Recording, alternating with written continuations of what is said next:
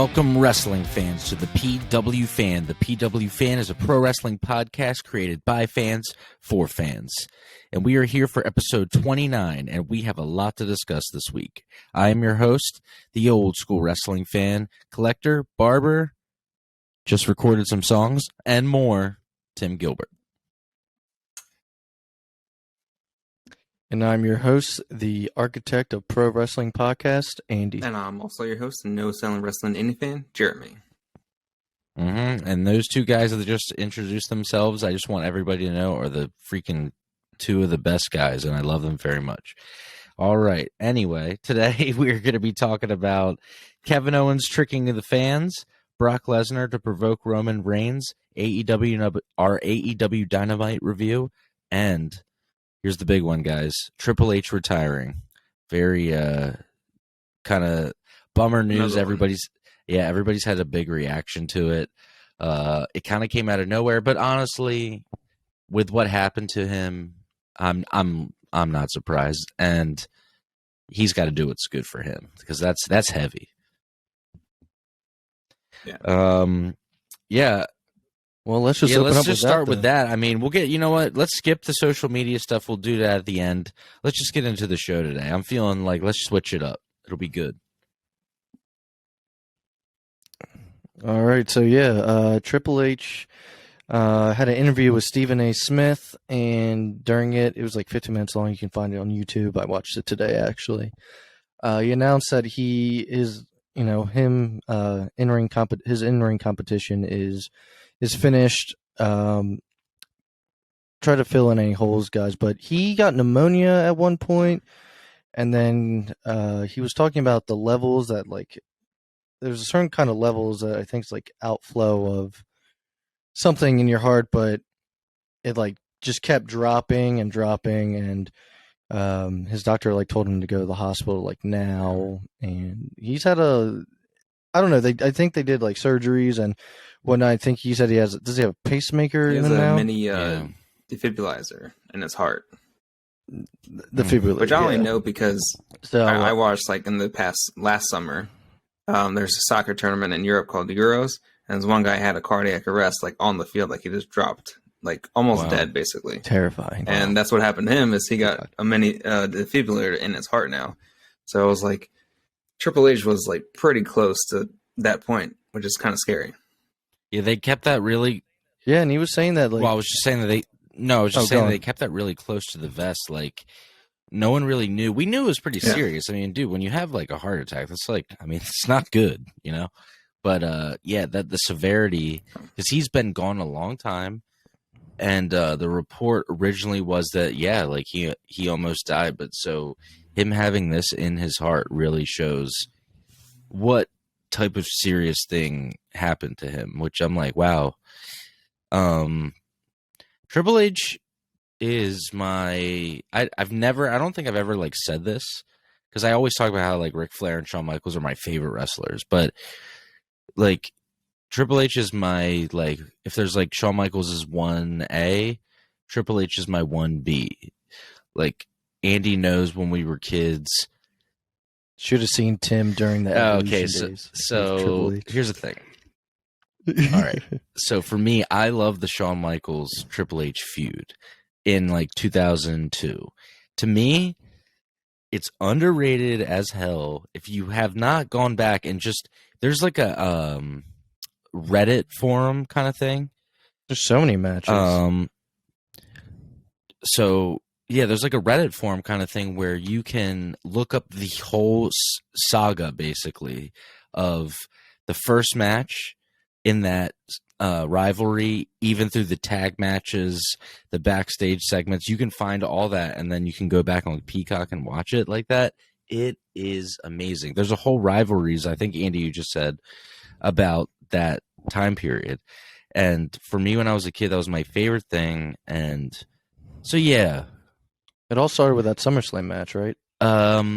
Yes, because to me, that's when Triple H turned on him. So to me, that had the same, like, just like the Batman and the Joker, like, you had the ultimate good guy versus the ultimate bad guy.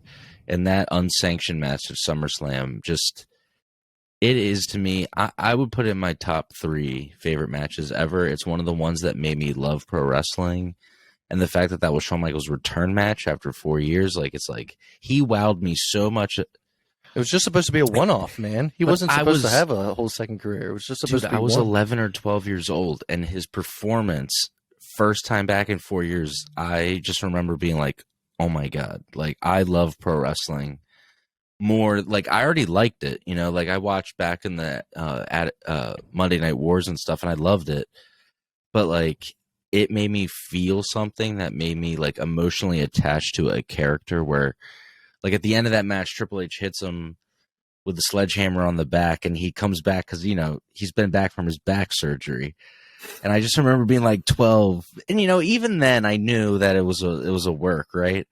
But like, it was like, you know, you still, when you watch a movie, you know, and something happens, you still like feel it. And I just was like, oh, it just hit me so hard. And man, I just attribute that. Honestly, that whole pay-per-view, SummerSlam 2002, amazing. Go watch it right now.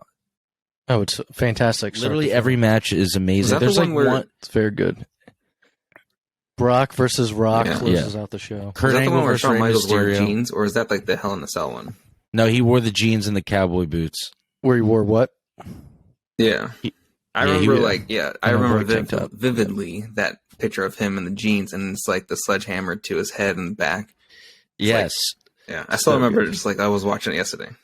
And it all culminates with their Hell in a Cell match. The rivalry basically goes on for those who don't know. And I just wanted to add this in. Like, I think we're gonna like take a topic like this specifically, and let it happen naturally. But we like getting into it and like getting like digging in a little bit, because last week was fun, and Triple H retiring just kind of happened by random chance. So, I mean, what a better way to like dig into somebody's career who's been absolutely incredible. But yeah, that feud went on for like, I don't know, 3 years, and they finally have this Hell in a Cell match, and then a couple years later, maybe a year later, DX reunites, and that becomes its own thing. But there was that weird time period between like 2002 and like 2005-ish. Man, that series was so cool. I loved it. I think people almost like forget about it because people love DX, but man, when they didn't like each other, dude, that was awesome. It was one of the best at that time. Ever. And they had the last man standing match at the Royal Rumble. It was so bloody. Oh, it's crazy. And then the Hell in a Cell match. And also when Shawn Michaels bleeds, it's like he bleeds. Oh, they had 3 stages of hell at all. Yeah, that match is crazy. Shawn has like the full blown bob at that point. He's like rocking like the Amish haircut. But first elimination chamber was during their rivalry. Okay, that moment, me is like, that's the moment where I decided, I mean, honestly, I thought my whole life I was going to be a pro wrestler, and that's just not the path that my life took, and I'm like totally content with that because I just love wrestling as a fan now. But like that moment when that match happened, like he wins the title, you know, those formative years when you're a middle school kid, like the things that you get into, it has like a huge impact on you. And that one, I just...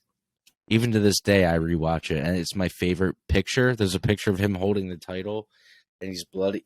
Oh, it's still such a good match, too. After all this time. It's been like 20 years. It's still such a good match. I love it. But yeah, that's all I got to say about that. Triple H, you're the man. I mean, dude, I'm literally watching as we speak. Well, I just want to say, apparently his last... What are you watching as we speak? On silent, just with the subtitles on, I got this King of Kings. It's just a best of 2-disc set of Triple H that I got 10 years ago. Yeah, and I'm like, I've been watching so many Triple H matches in the last, since he said he retired, and Scott Hall too. Rest in peace, my man. No, I was just gonna say though, like, at least apparently his last match must have been like some house show match against Orton. And it wasn't that Batista match at WrestleMania. So hopefully he had a good match with Orton. And that's like a full circle thing, like to have your last match with someone that like you brought up. Yeah, that's pretty cool. Of course, not knowing it was your last match, but it's weird. Yeah, apparently they had something planned for WrestleMania, which I didn't know. this year. Yeah, that's what he said. There was talks about it, but then he ended up getting in the hospital. And I don't like when guys don't get to retire. The last thing I'll say for Triple H. No, you go ahead, Jeremy. I was just gonna say I don't like when guys. I just don't. It just is like the worst ending to an awesome career, because it's like, I don't know. They give a lot, right? Like these guys give a lot of their time and their health and their body, and it's like they should be the one to be able to say like how it ends. And when that doesn't get to happen, it's just like, I feel as a fan, like who appreciates what they do, I'm like, that freaking sucks, you know? Well, because they do it for the fans, right? But really. It's like Edge. Like I'm so glad he had it. Without the fans, all that doesn't exist. Edge is a miracle coming back. Christian, a lot of the guys with the neck injuries that ended up doing stuff, but like something with your heart, it's not even worth it. You Danielson, you just can't. Yeah. But the last thing I was going to say was just what I always love is like when an athlete, like it's like when Kobe retired and what he was going to do for the WNBA or just women's basketball in general was going to be amazing, But unfortunately, the helicopter crash and all that. But what Triple H did with NXT and what he hopefully can do when he gets more, like, I don't know, power back, I guess, because like that to me is like you've done the wrestling part, or like the player part, and now you can go and make like a cool new brand, basically. Yeah. You said that he's still going to be scouting for talent and all that. So, at least he still has a future in the company. Second thing though, I want to bring up. We have to close it. We have to close this out because there's always that one guy. Anybody who doesn't think that Triple H deserves true. If you don't think that Triple H or he got everything he got just because he married Stephanie, bruh, he's the man. You need to go back and watch some matches. I love Bret Hart. Bret Hart is one of those dudes who says like Triple H has never had a great match. He's only had like decent matches. That's great match. That's not even whatever. Go and watch some stuff. Appreciate the man for what he is. He's the man. Dude, him and Cactus Jack. Yeah. Oh my God. That's Royal. I think the Royal Rumble. So good. Hell in a Cell. Oh, the Hell in a Cell. Yeah, that's when he goes to the top. Yeah, that's a crazy one. Yeah. All right. Well, moving on from Trip. Good. We got to move on from Trips because we got a lot of stuff to cover. So let's get it rolling. So I was just gonna say that today they announced that the Steiner brothers, the Steiners, are going into the Hall of Fame. It's this year. Right now, it's Undertaker. Shad is getting the Warrior Award, and the Steiners are going in, which came out left field in my opinion. Didn't see that one coming at all. At first, I wasn't sure if Undertaker's just the only guy going in this year, but apparently they added. Do you think they're going to add Triple H as like a surprise one because he can't wrestle anymore, or he's going to? No, because I feel like he could. Undertaker obviously is going to be the main one this year. I feel like Triple H could be the main one another year. That's like too big of two names to have on one. That's pretty cool though. Steiner brothers. Did not see that coming at all. Yeah, I am pretty shocked because I wonder who's. I remember there's like a shoot interview, but look, like if you notice, first of all, these dudes get paid to do shoot interviews, and they're angry a lot of the time, and they probably just got like fired like a few years ago or like whatever, and they always say something. I remember there's like a shoot interview with Scott Steiner where he's like, "It's stupid," or he said he like wasn't even interested in it. And like they've already made memes about this of him being like of him just not giving like a shit about it or whatever. Like I was looking at a few today, they were hilarious. But it's like one of those things where it's like funniest promos of all time. Well, the math promos. Go look that up. Anyway, no, not just that. Just some of his promos. It's just like what the hell.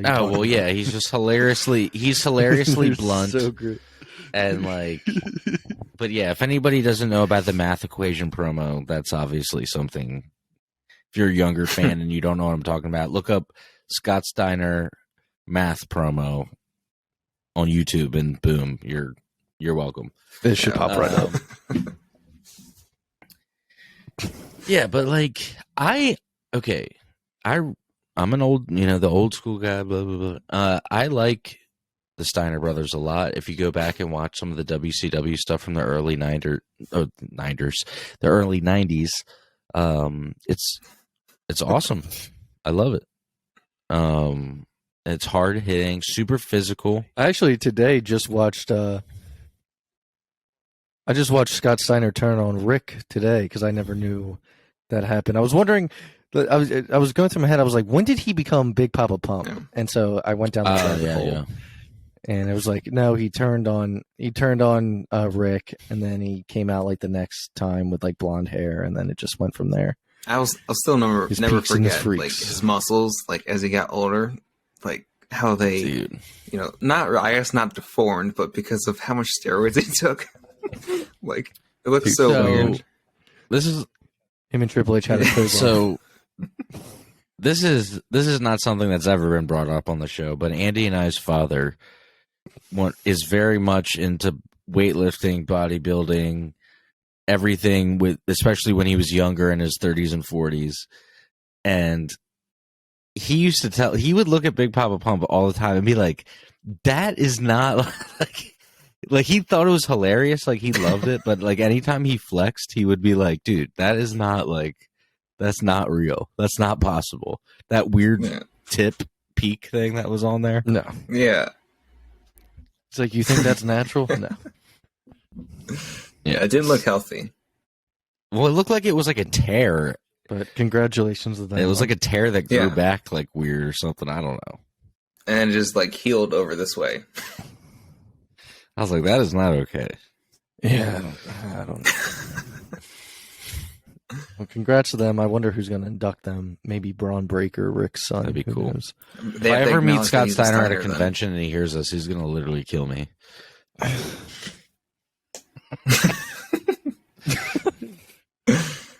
like, I'm going to get my peaks and my freaks are going to get on you. All right, dude. But you guys want to get into Raw this week? Yeah, sounds good. All right. Well, yeah, congratulations to the Steiners, and Triple H, good luck on your retirement. This week on Raw opened up, you hear Stone Cold's music, loud ass pop goes down, and turns out it's Kevin Owens in a bald cap, dressed like Stone Cold. He does his whole entrance, like, all the moves. He's dressed like him. He gets in the ring. He's talking shit. He says, give me a hell yeah. And the crowd is going, hell no.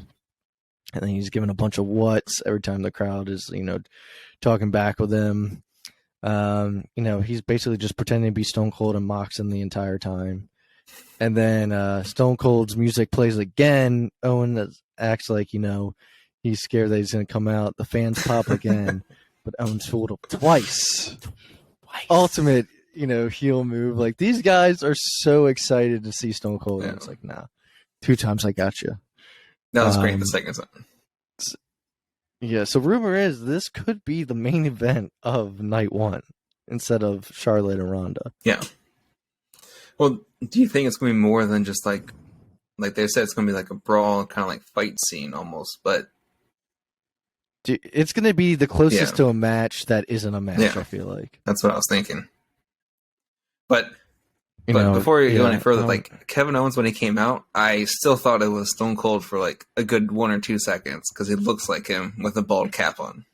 Dude, it was awesome. But yeah, he comes out, man. I was just like, oh, this motherfucker. So should we say that it was good though. They've done that stuff I watched before. an interview where somebody was asking him about this, and he said, I thought for years that my last match is at WrestleMania 19, but I'm lucky enough to come back and do something physical. And I'm like, okay, so is this going to be a match or is this going to be an interview segment? Because I'm very confused now at this point. Like, are they going to wrestle? That's all I want to know. Is this a wrestling match? I think it's, like you said, Andy, as close as you can get without being like an official match. Yeah, without bringing a ref out there and whatnot. But at that point, it's going to be awesome to see Stone Cold do that. I don't know. I guess to me, it's like you're doing everything but the one thing. Why not just do it? If you're going that far, just do it. And I was a couple weeks ago being Kevin like, Owens. Yeah, I was a few weeks ago being like, I don't want to see it. And now I'm like, you know what? You're going this far. Don't give me like a thing where they're like throwing each other in the popcorn backstage. Like, if you're gonna do it, just do it. Yeah, apparently Stone Cold's in great shape too. Yeah. Yeah, I think he's been doing some sort of training. Yeah.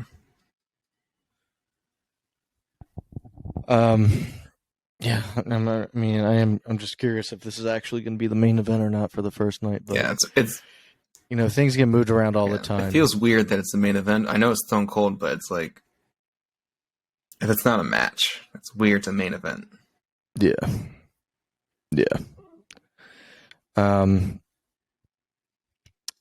But moving on past that, the kind of I guess the night kind of revolved around Seth Rollins a little bit. Seth's backstage, and I think it's Caleb Braxton goes up to him and says, "What is your current state of mind as you face the fact that you're not going to this year's WrestleMania?" Again, you hear Cody chants coming from the audience. Seth kind of looks away and then starts doing his little diabolical laugh. He grabs the mic and says, "I'm going to borrow this." Well, the Mysterios and Dirty Dogs are having a match. Seth comes out and interrupts. And he says, "The show doesn't move another second until the world hears what I have to say, baby." And he says, "I want a WrestleMania spot, and I'm going to get a WrestleMania spot because I am Seth freaking Rollins." He says he wants a spot that's going to live forever, but his mic keeps shutting off throughout all of this. Eventually, Adam Pearce comes out and says, "Just hold tight, and maybe there's something that he can do." Which this would lead into AJ finally returned to Raw after being concertoed twice by Edge. He comes out, he starts talking about Edge, but Seth Rollins interrupts. And when he comes out there's Cody chants again.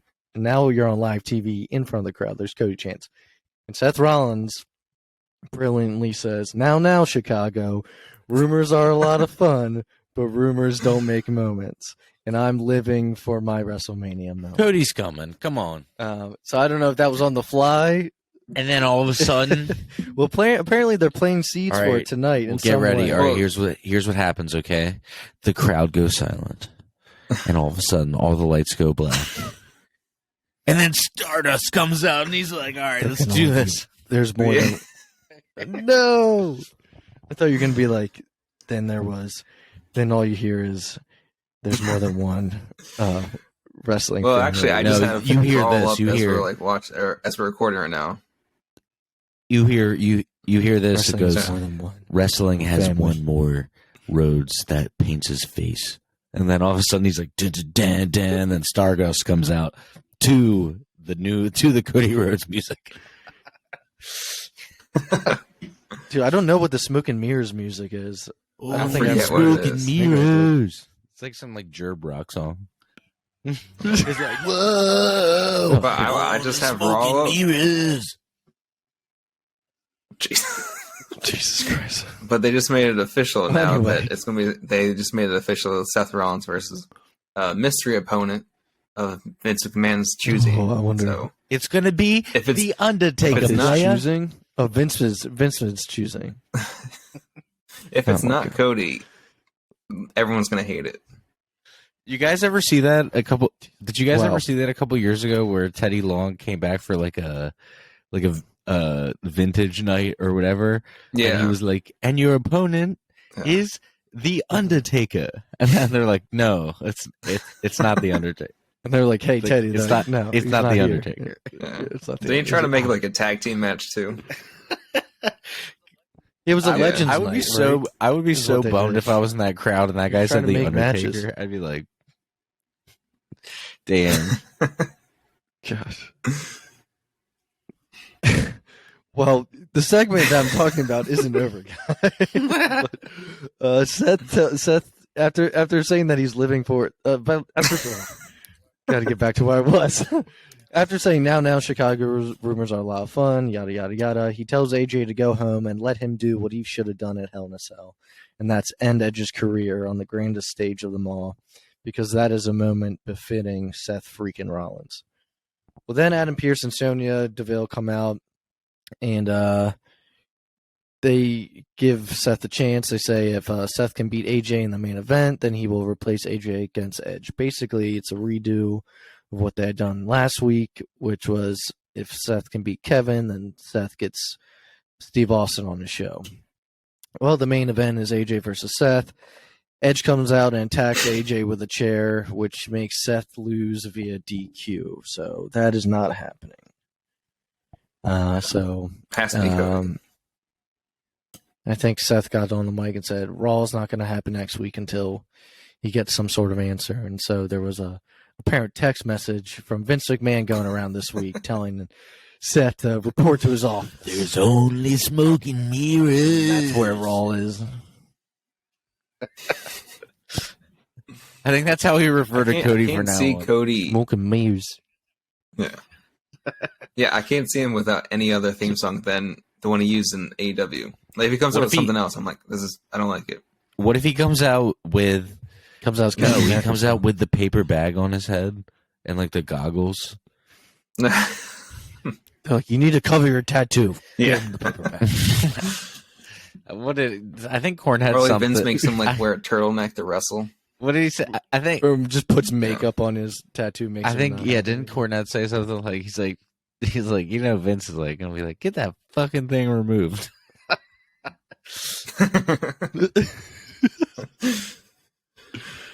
Dude, it's distracting. It is. Like, I remember like he being matched. I'm just like, so dude, I'm a very big. tattooed man. Why your neck? I'm a very tattooed man. I basically have 2 sleeves, and even I'm like, damn, bro.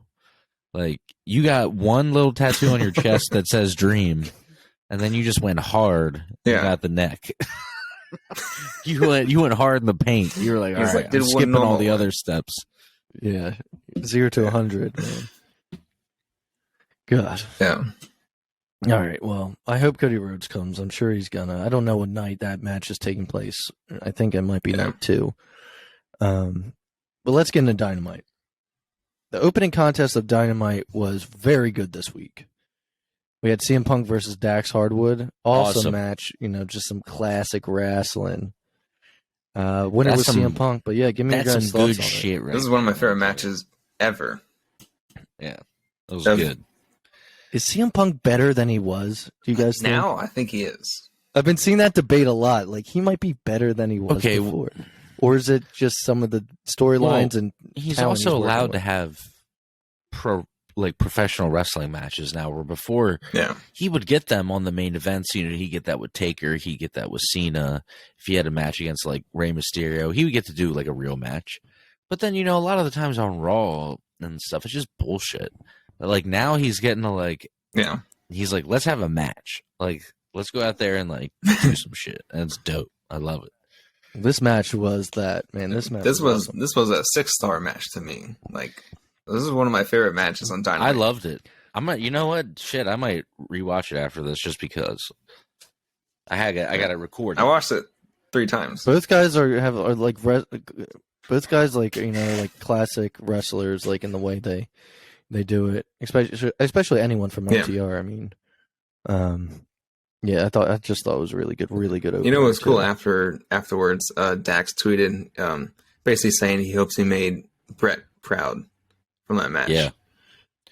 Yeah, and I'm pretty sure Brett's going to be their manager. Dude, I think FTR is going face. Yeah, and you're gonna have Bret Hart as Bret.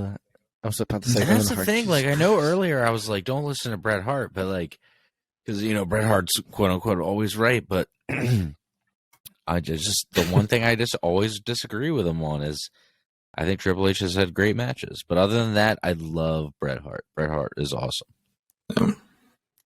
Brock Lesnar said this week that apparently Bret Hart was his dream. Yeah, that would have been cool. Bret Hart is Kurt Angle, and then all Bret Hart had to say was Bret Hart to say, never heard anything bad about Brock. I've heard he's not like Goldberg at all. I've never heard anything bad about Brock saying the ring work or that he's stiff. Dude, can you imagine Goldberg's probably just like, all right, god damn, I'm sorry, dude. It's been like 20 years. Like, dude, he told Goldberg, like, don't hurt me. And then it's brutal. That is kind of a rough thing. I mean, I've watched the match tons of times. I think it's Starrcade. Goldberg, he goes for this. I mean, he kicks him in the head. Like, I don't know how else to describe it. Like, yeah. Didn't know Goldberg's leg could get up like that, but yeah, he just punts him. Terrible. Our next match on the show, which was another awesome match, Sting and Darby Allin and the Hardys versus Private Party. This was fun. This like brought me like that. This like brought me back to like my childhood a little bit. This just like whole style. They were everywhere around the arena. They went into like the concession stand area. Jeff Hardy climbed the ladder and got on top of like a bulkhead higher than the ladder up on the ceiling or up on the wall, and swantoned off of that onto, I believe it was both the Butcher and the Blade. He did it too. Couple crazy spots, but in the end, I think Sting did his Scorpion Death Drop, and Matt Hardy did Twist of Fate on Private Party at the same time. They both just pinned him. But this was a fun that was match. awesome to see. Basically, the Hardys back to doing what they're supposed to be doing, really, and especially Jeff. Yeah, but Sting and Darby, I feel like, when the Shield first debuted and they were having like these awesome 6-man tags with like anyone basically. Tim Wood. I wasn't there. Right, I remember. Tim knows. I'd stopped.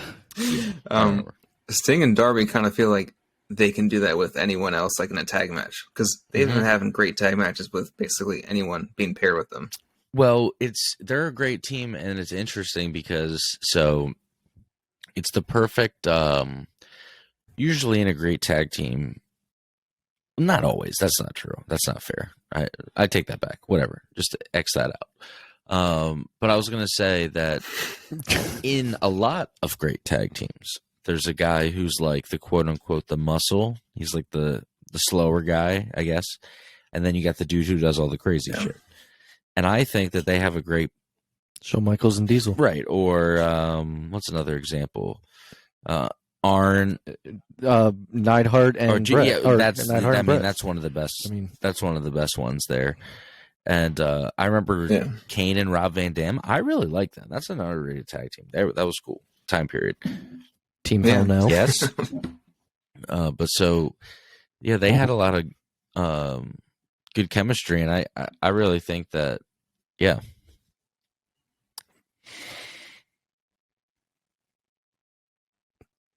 All right, Jeremy, we're gonna actually have to edit this one part out. Going. You gotta edit this. You gotta edit this one part out, bro. Like,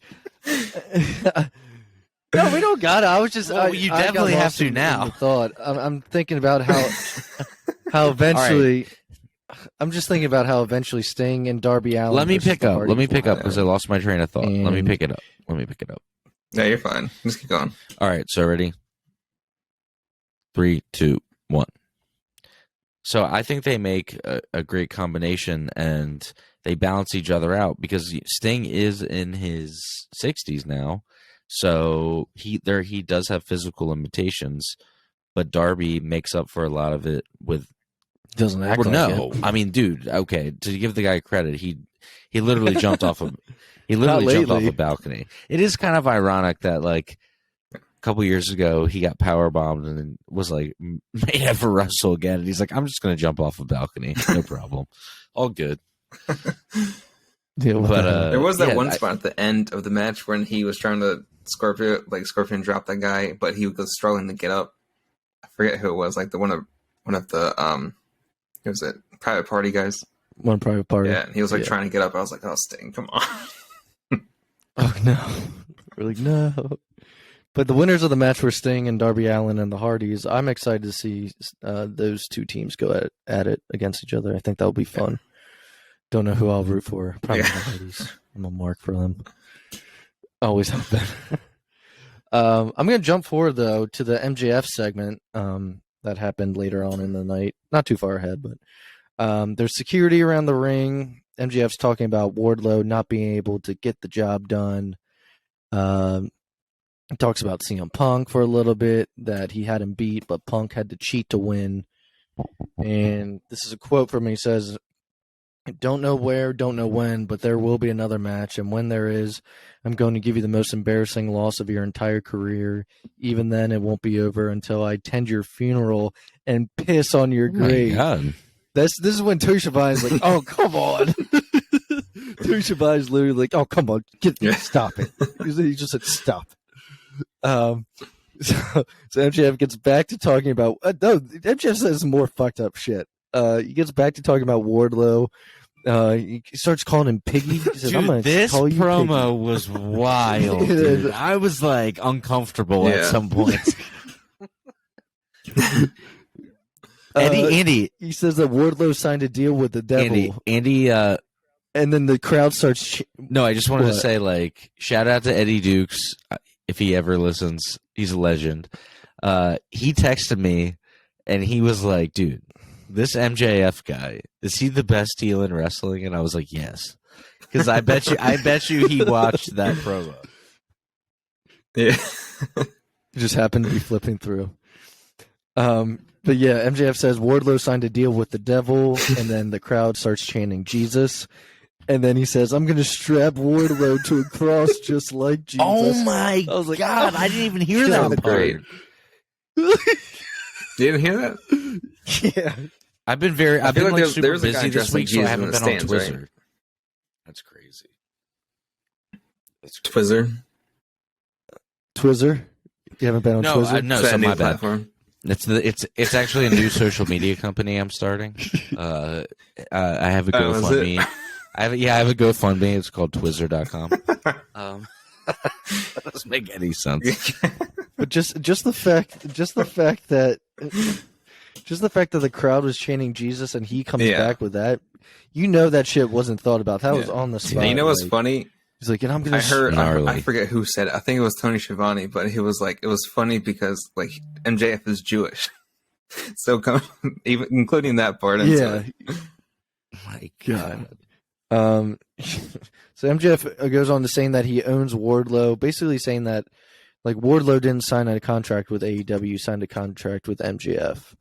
Wardlow comes out, he takes out security, more security come. MJF says, "You don't get it, you silly little swine. You don't work for AEW, you work for MJF. And MJF don't want you around here no more." Pig. He says he's gonna keep paying. He's like, "Don't worry, little piggy. I'm gonna keep paying you. But I'm gonna keep paying you to stay home until the audience forgets about Dude, anytime he said pig, I would be like, "Oh my God." And then he ends with, it's like the way he said it.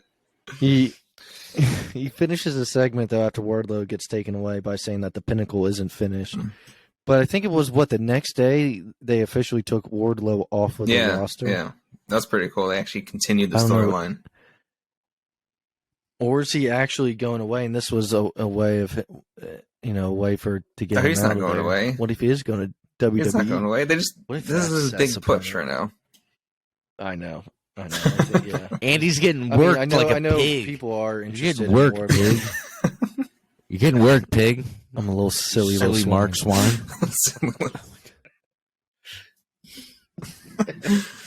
I'm just kidding. I love you. All right. So jumping forward, there was a really good match. I thought a match that I think had happened before and probably in ROH, but Adam Cole versus Jay Lethal. Yeah. I thought this was a good match. Winner was Adam Cole in the end, though.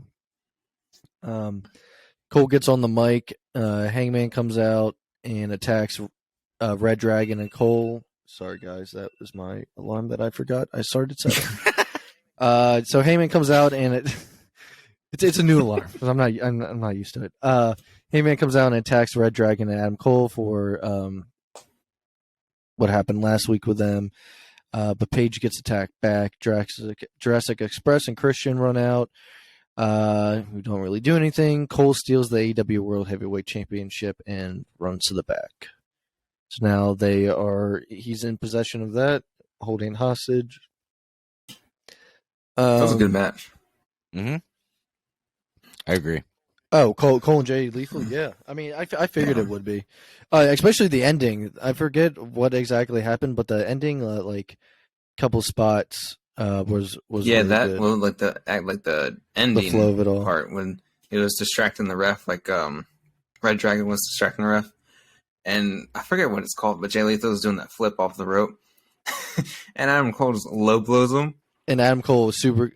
Oh, I thought you were gonna say the super kick because he super kicked when he like low blows him as he's thought. like coming down, so it's like Gotcha. it's like he lifts him with his arm. Mm-hmm. Yeah, then I think he ended with a painless sunrise. But the main event of the show was Chris Jericho and Daniel Garcia versus John Silver, aka Johnny Hungy, and Alex Reynolds. I thought this was a good match. The sports entertainers were beating up while Wes was. Sorry, Jake Hager. Oh my god. But the winners were Jericho and Daniel Garcia, as it should have been. You know, they had to win this. The JAS is now a group. But I thought it was really good. Dude, Johnny Hungy's that awesome. one spot. He's so fast, especially right in the beginning. He was just taking Jericho. Like, side note, it's just so weird. And like that, so that one spot. It's just so weird to me that Johnny Hungy has become like a meme that people that don't even know anything about wrestling post. I see it all the time. Yeah, but whispering. Yeah, I see it all the time.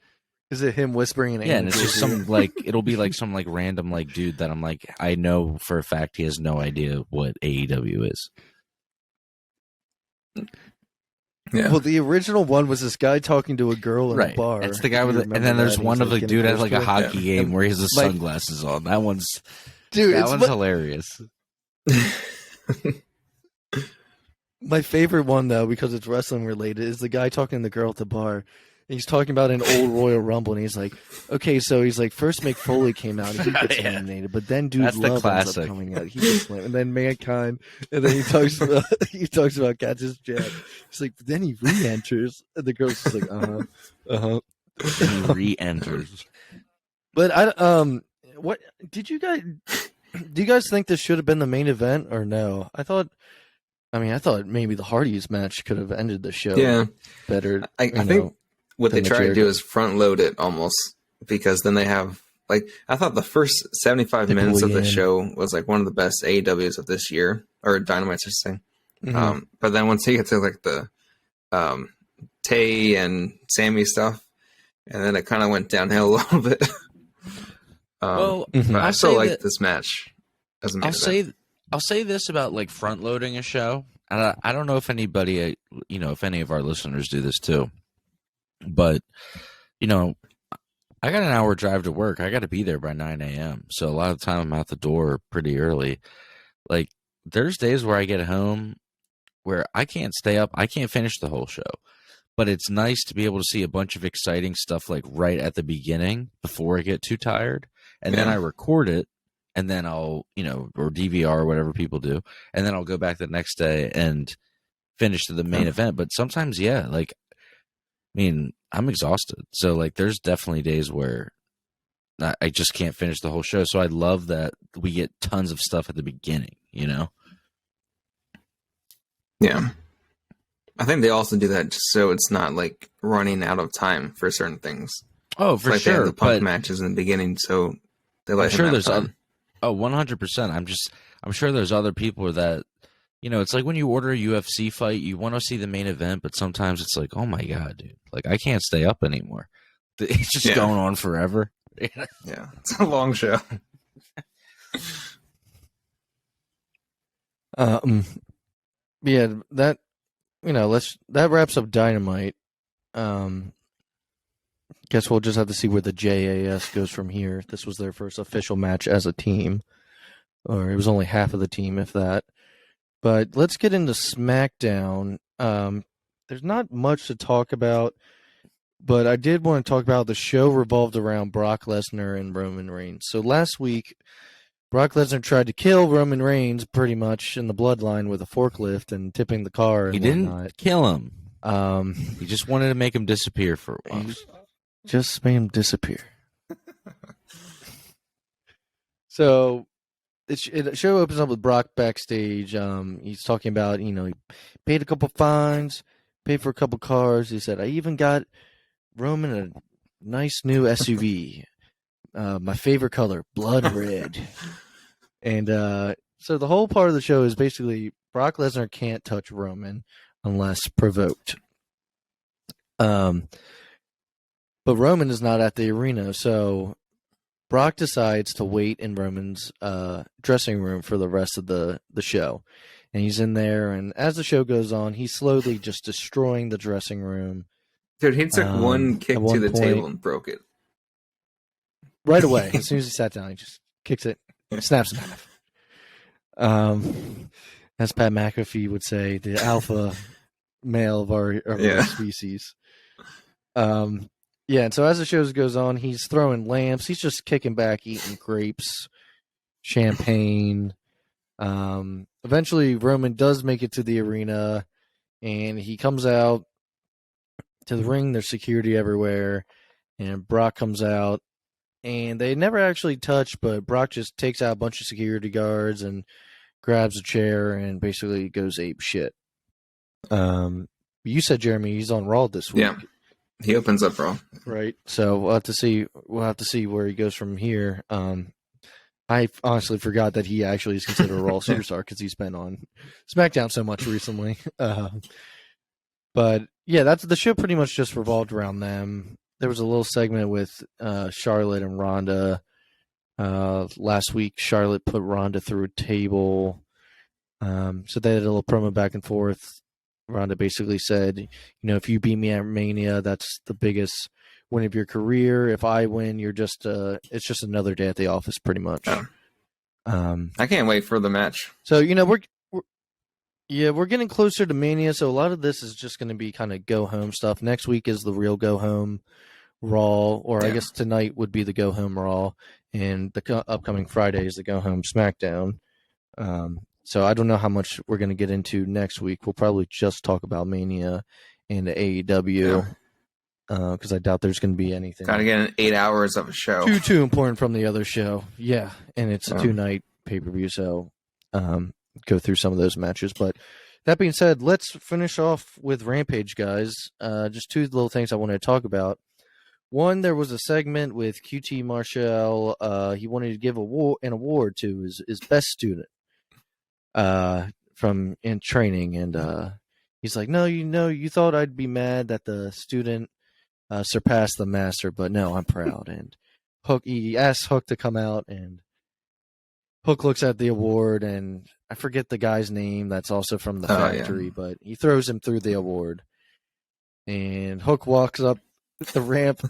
And the only reason why I'm talking about this is because of this part, and I don't know why it happened, but Danhausen comes out as Hook's walking up and tries to curse him. And Hook just stares at him, and he just walks away, and Danhausen's like, "What?" He's like, "What happened?" He's like, "What happened? Like, why didn't that work?" He's just like, he's so confused. It's like, he's like talking to himself. So I thought that was hilarious. It was just random, but I was like, yeah, I'm okay with that. It's Danhausen. Yeah, I was just like, I kept looking at Hook. I'm like, is he trying not to laugh right now? I got a little Twitter hack for the listeners for wrestling Twitter. If you ever find a post where someone's talking shit about Danhausen and then you just reply, "You are cursed," it'll blow up. You are cursed. It happens every time, dude. People love it. That's all you say. You are cursed. People. So, yeah, if they ever talk shit, just you are cursed. Dude. I mean, look, if I was scrolling through and I saw that, I would crack up. Yeah. So just a quick thing for Danhausen. So there's a new YouTube show that AEW is doing. It's probably this RJ whatever his guy's name is, I forget. But the show's supposed to be called Hey AEW. So it's like Hey EW. And Danhausen was on the first one, and he looked at the sign. He's like, "Hey ew," and that's what everyone's calling it now because Danhausen called it that. It's just like, "Hey ew." Oh, trendsetter. Yeah, that's funny. I'll have to check that out. I didn't know about that show. Yeah, it's kind of funny. Now, the last thing I want to talk about with Rampage was the main event. I thought this main event was awesome. I thought So it was Ricky Starks versus Swerve Strickland. This was a much better match than Swerve's match with Tony Nese the week before. This match was very good. But at the end of the match, Hobbs attacks Swerve, and the referee's distracted during it. Starks hits Swerve with his finisher, and the winner is Ricky Starks. Yeah, if you guys haven't watched this match, it was really good. I thought, especially like once they've really got into gear, it was they got going. I forget how good Ricky Starks is. Afterwards, he's good, man. He's one of those younger guys on the roster that is definitely a future talent. I think if he had started there when AEW first started, without the injuries, if he had been put in the right storylines and stuff, he would be maybe one of those pillars, but he started a little bit later. He wasn't there from the get-go. But at the end, they're celebrating. They have a big like banner saying like Team Taz or something, FTW on it. And Keith Lee comes out and throws a guy through it and breaks up the celebration. So we're definitely getting Swerve and Keith Lee versus Hobbs and Ricky Stark at some point. It's going to be a good match. But yeah, this match was very good. It was a very good end to the show. I enjoyed it a lot. I like Swerve. I'm a fan of him. Tim needs to find out who he is, I guess. But whose house is it, Tim? Exactly. Yeah. That's exactly. Here's what's weird. I bought 2K 2022 and I'm watching it, right? Or I'm not watching it, I'm playing it. And I'm like scrolling through the characters and he's in the game. And I'm like, oh. I guess he was there. I told you. I know, but I didn't even. He was there. Yeah. Isaiah Swerve Scott. Look, Isaiah Swerve Scott. It's all love, dude. I'm just playing. I just have to pick somebody on the show to be that guy, you know. Look, when Sean Spears is on, and also Swerve, apparently. I'm over Sean Spears. I'm done trolling him. You've been over Sean Spears. But that wraps up the show. Tim, if you want to plug some social media. Yeah, we kind of skipped it in the beginning of the show. So we are on Instagram and Twitter at the PW Fan. We have a YouTube channel. If you search the PW Fan, we have all of our episodes available. Andy has stuff on Instagram. If you enter the collectibles, he has a Funko Pop page. It's at the 410 Fan Bros. And I think that about wraps everything up. Just wanted to wish that, hope Triple H has a good retirement, and he's done a lot for wrestling. We really appreciate it. I love Black and Gold NXT. I think it's great. And I think that about wraps it up. I love pro wrestling too, and we hope to see you guys on episode 30 next week. Thank you so much for joining us, where we talk all things pro wrestling.